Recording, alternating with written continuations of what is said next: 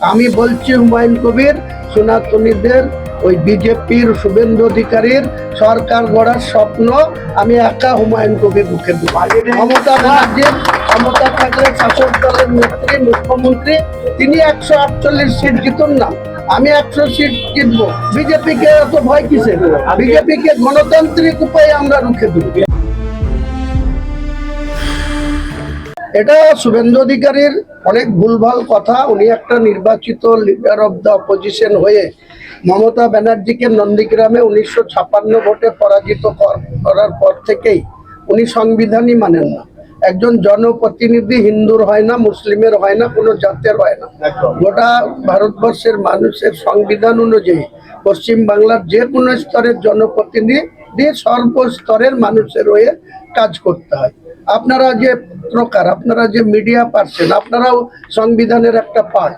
আপনাদেরকে সঠিক তথ্য মানুষের কাছে তুলে ধরা আপনাদের কর্তব্য। কেউ যদি কারো কাছ থেকে কিছু উপঢৌকন নিয়ে যদি আপনারা মিথ্যা প্রচার করেন, তাহলে সে দায়িত্ব আমার ঘাড়ে চাপালে হবে। নিশ্চয় শুভেন্দু অধিকারীর যে লম্পঝম্প বা অভিষেক আর মমতা ব্যানার্জির যে 250 হুঙ্কার, আজকের দিনে রাত্রে ভালোভাবে খোঁজ নেবেন। পিসি ভাইপো ট্যাবলেট খেয়ে ঘুমাতে হয় হুমায়ুন কবিরের এই যন্ত্রণায়। আর শুভেন্দু অধিকারীরও যে দখল করবই, সনাতনীদের সরকার হবেই। আমি বলছি হুমায়ুন কবির সনাতনীদের ওই বিজেপির শুভেন্দু অধিকারীর সরকার গড়ার স্বপ্ন আমি একা হুমায়ুন কবির রুখে দেব। মমতা ব্যানার্জির ক্ষমতা থাকলে শাসক দলের নেত্রী মুখ্যমন্ত্রী তিনি 148 সিট জিতুন না, আমি 100 সিট জিতবো।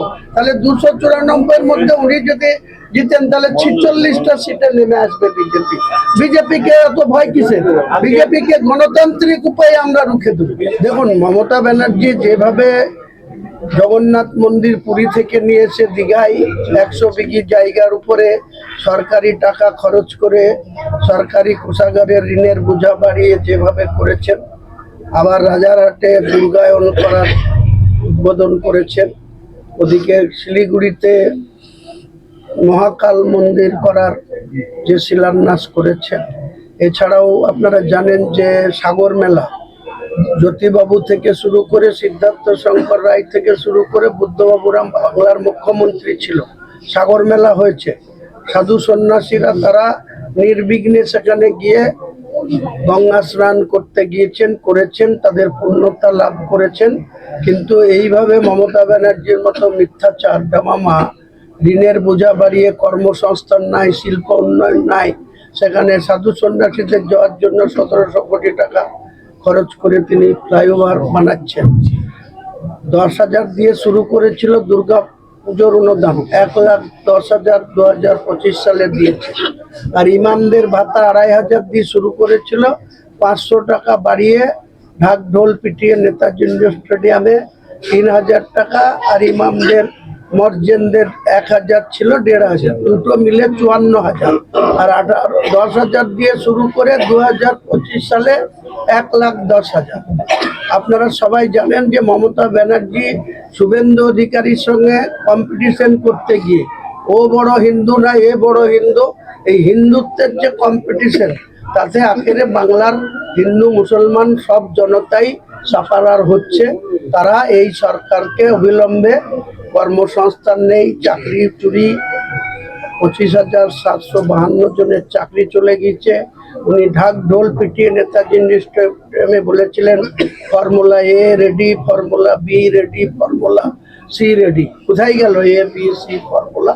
কাজে আগামী দিনে এই মিথ্যাচারের জবাব বাংলার মানুষ, 7,66,00,000 ভোটার ছিল, 58,20,000 মাইনাস হয়েছে।